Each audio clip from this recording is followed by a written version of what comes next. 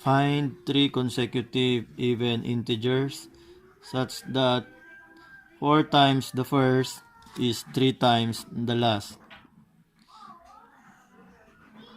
So since we are dealing with consecutive even integers, our representation will be let x be the first number.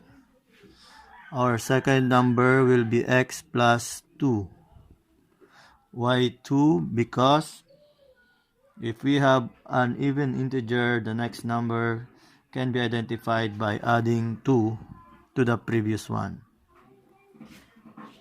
So if we have x plus 2 as the second, we then add another 2 to get the third. So our third number will be represented by x plus 4.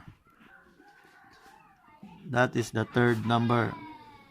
So if we have a fourth number, that will be x plus 6 because 4 plus 2. Okay, now since we have only 3, that is our representation. To get the equation, we will have the condition 4 times the first is 3 times the last. So we will be using the first, which is x, and the last, which is x plus 4. So 4 times the first is 4 times x is 3 times the last. 3 times the last is x plus 4. So our equation will be 4x equals 3 times the quantity x plus 4. So we start solving by distributing 3. So we have 3 times x, 3x. 3 times 4 is 12. Then copy 4x on the left side. So let's group similar terms. We will transpose 3x. So we will have 4x minus 3x equals 12. So 4x minus 3x is x. So our value of x is 12. So we can write here, first number is 12. The second number is 12 plus 2, 14. And the third number is 12 plus 4, 16. Okay. To check, we can easily check if our answer is correct because we end up with consecutive even numbers. First to check is if they are consecutive and if they are even. If we got an odd number here, automatically we got the wrong answer. So we have 12, 14, 16. But we will still check it against the condition 4 times the first. So let's check. 4 times the first, which is 12, is 3 times the last, which is 16. So that is our checking. 4 times 12 is 48.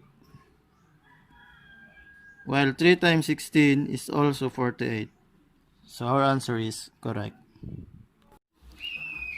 Our next problem is find 6 consecutive odd numbers such that the largest is 5 less than twice the smallest.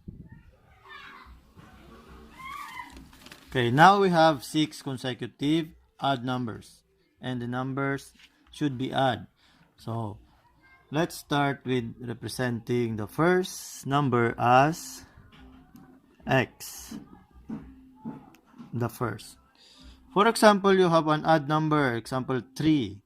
So what is the next odd number following 3? Okay, it's 5. So how did we get 5? We added 2. So our second number, if our first number is x, should be x plus 2 again. So the third number will be identified by adding another 2. So x plus 2 is x plus 4. So if you will notice, this is the same as representing consecutive even numbers because they have the same gaps or distances between the numbers. Unlike in consecutive integers, we add 1 to its previous number. Okay, let's continue. The fourth number is x plus 6. Then the next is 6 plus 2. We have x plus 8. This will be the fifth number. And the sixth number is x plus 10. So we have that representation. So to get the equation, we will use the condition. The largest is 5 less than twice the smallest. So this involves only the largest or the sixth number and the smallest, which is the first. So the largest, we will write here x plus 10. That is the largest. Is 5 less than. So if we have 5 less than, we will write 5 at the back. So it will wait. So it will be subtracted from twice the smallest. So we have 2 times the smallest. The smallest is x, so 2x. So we have x plus 10 is equal to 2x minus 5. That will be our equation.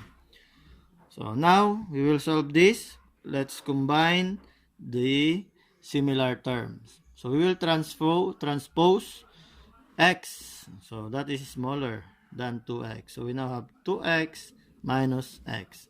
And we will also transpose negative 5 and group it with 10. So we have here 10. Your negative 5 will become positive 5. So we now have 2x minus x is x, and 10 plus 5 is 15. So we can interchange these two without changing their signs. So we have our first number, which is equal to 15. We can write it here, 15. The second odd number, okay, from here we can already check if 15 is an odd number. If your answer here is an even number, you can recheck everything. Okay, now since 15 is an odd, we will continue. 15 plus 2 is 17. 15 plus 4 is 19. 15 plus 6, 21. Or you just add 2 to the previous. 21 plus 2, 23.